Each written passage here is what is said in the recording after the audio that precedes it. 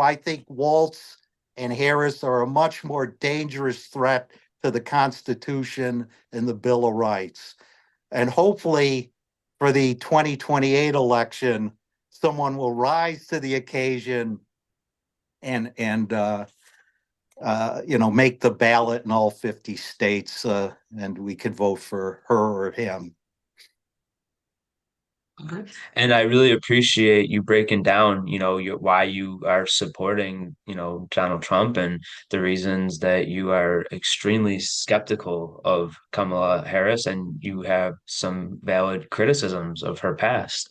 So given that, how do you see a path to the White House for Donald Trump? Do you think he has enough pull in the swing states? I think if you look at the polls for Pennsylvania, that's what I've been looking at a lot. It does look like Kamala has, a pretty firm lead. I wouldn't say that, indicates everything, but I think it, shows that she does have, at least more support than Biden.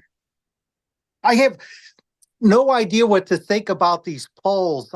My own personal experience is when Dave Franzek ran for council president in 1999 against Jim Pitts. And at the time, the council presidency was independently elected. We paid some political consultant. When I say we, the campaign paid this guy 15 grand, and he's like, oh yeah, everything looks great. This is going to be wonderful. And at the time, there was a school superintendent, Dr. Harris, I think his name was. But anyway, yeah, I think it was at Harris or Williams. It really doesn't matter. But the Buffalo school superintendent there were some issues there, and um, this consultant said, "Oh yeah, pound away on this issue." And of course, you're feeding these folks money. And at the end, we got handed our heads. We got slaughtered, and I question the how accurate these polls are. I think a lot of Trump supporters are reluctant to go public and say, hey, I'm voting for Donald J. Trump. The other thing is now with the, people not having landlines and such and worried about scams of varying degree, I think people are hesitant to respond honestly or respond at all. So I find it hard to believe that the polls have been so close, like 1 or 2% either for Harris or Trump. I'm very skeptical. So I'm not putting a lot of stock in the polls anywhere, whether it's Commonwealth of Pennsylvania or nationwide. I don't even know what to think anymore with respect to the polling. I think some of these pollsters and consultants actually have a vested interest in making it close because then they can suck more money out of both campaigns. I hear you on that. And I think that the people who were pointing at the polls in 2016 to Hillary winning should definitely be kicking themselves in the butt since that didn't, turn out for Hillary in 2016. Um, with that, if the Democrats keep the Senate, and you say that Trump is anti-war, the Senate kind of keeps the money flowing to the war machine. Fair? Well, no, the House is all bills for whether it's funding the war in Ukraine or funding assistance in North Carolina and Georgia. All they all originate in the House.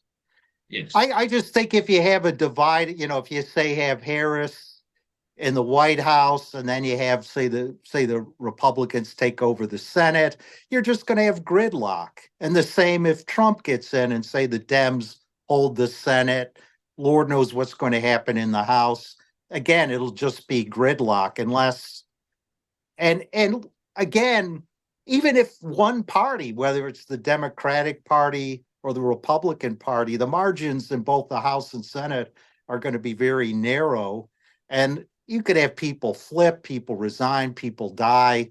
So we'll just kind of muddle through things, is my guess, regardless of who actually wins in November or December, whenever they finish counting the votes. That's very One true. side story regarding Trump. There's a case I've worked on for years. it's concerning Ray Robinson. He was a civil rights activist. He marched with Martin Luther King. His family lives in Detroit. Well, in 1973, Ray Robinson went to Wounded Knee to help members of the American Indian movement who were involved in a occupation there. And it's undisputed. Ray Robinson went there and was murdered, I believe, by an FBI informant. And the feds and local authorities have a pretty good idea of where he's buried, but yet nothing's been done. Again, this happened in 1973, 51 years ago, over 51 years ago. And I've written everyone. I've written AOC. I wrote Ilhan. Corey Bush, various other members of the House. And I wrote Kamala Harris, wrote Joe Biden, but only one person, well, actually two, I take that back, but only two people have helped. Congressmember Tlaib out of the Detroit area and Donald J. Trump. In fact, Trump wrote a letter to the FBI asking, hey, what's going on with this investigation? And if the FBI said, oh, no, we closed that years ago. So poor Ray Robinson's remains remain at Wounded Knee. And I like relating that story because when I tell my Democratic friends or my left of center friends, they're always taken aback. Oh, no, Trump couldn't have done that. Well, he did. And I found that interesting. I also tried, I've written Kamala Harris about freedom for Leonard Peltier. She once had some guests from Pine Ridge, South Dakota, and she was, talking about Pine Ridge and what have you.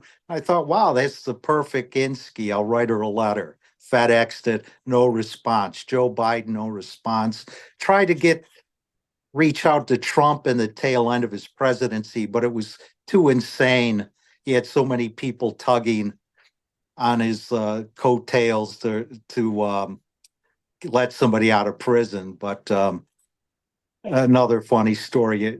Everybody had all my lefty friends. Oh yeah, Joe Biden's going to let Leonard Peltier, who's been wrongly incarcerated since 1976, February of 1976, for shooting two FBI agents at Pine Ridge.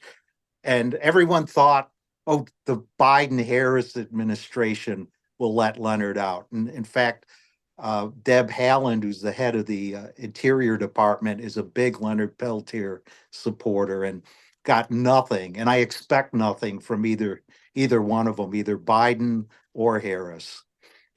Another reason I can't possibly vote for this woman. She's awful. She's a complete fraud, like a lot of Dems. Again, my experience working at City Hall, I ran for public office. I see what they do now in New York. You The ran for state Dems, senate. well, I ran for state senate in 2010 when Tim Kennedy ran against Bill Stokowski and then Tom Casey ran. I ran for city court. I believe that was 03 or 05. But they got it so rigged now in the city of Buffalo in particular, which I'm most familiar with, you don't even have primaries. They just anoint people. And if you look at the ballot, if you look at a ballot for the upcoming election, city court, no opposition. Everyone's unopposed. They got cross endorsed.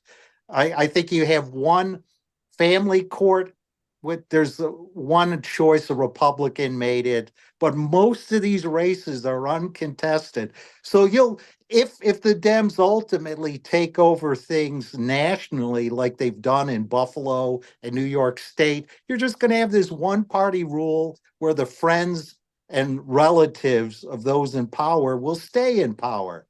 Look at Buffalo. The mayor of Buffalo, Frank Sedita, his son, who was known as Chicky Sedita, he ends up in housing court, and then he got to New York State Supreme Court. And then Chicky's son, Frank, who was the district attorney, he's in state Supreme Court. So that's what's going to happen ultimately and it doesn't matter what party. Here in New York, it's the Dem party. But if you have one party rule, you pretty much shut everyone out. and it's just not right. I agree with that 100%, especially in Buffalo. I've definitely seen how the families are influential and entrenched in the parties, and they have a lot of patronage jobs doled out. Um, Now, do you have a little bit of concern in the fact that the RNC top positions have been filled by Trump's family members? Well, I'd like to see a diverse group. I'm hoping with the RFK Jr. connection, and then Tulsi Gabbard in particular. They're the two candidates who I supported. I'm happy they're involved. I'm hoping, if you will, it'll keep them honest.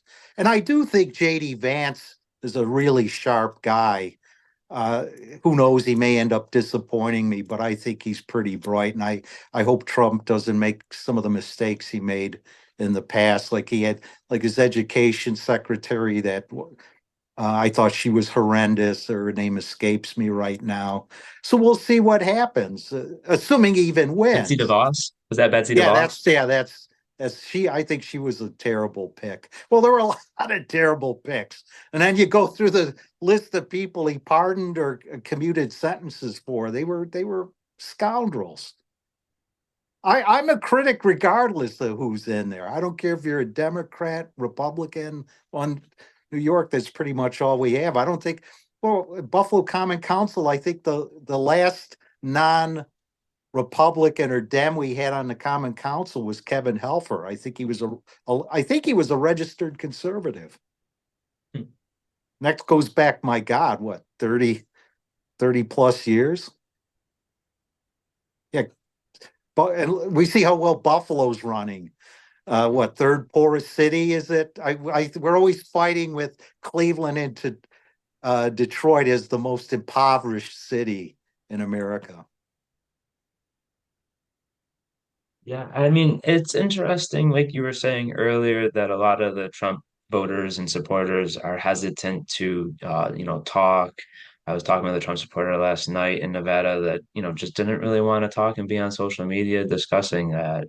And that's unfortunate. I think people should be expressing their viewpoints and their perspectives so that people can talk about valid policy making. I mean, the foreign policy is an important issue for me. I think that, we shouldn't be spending so much money on our military when we have a lack of response for, storm relief. We have a lot of, people that don't have health care. And, both parties don't really have a proper plan for healthcare, honestly. So I'm really disappointed by that. People are worried about blowback regardless of what position they take. They're worried that could impact their jobs or business. So I fully understand that people. I think what the only 60% now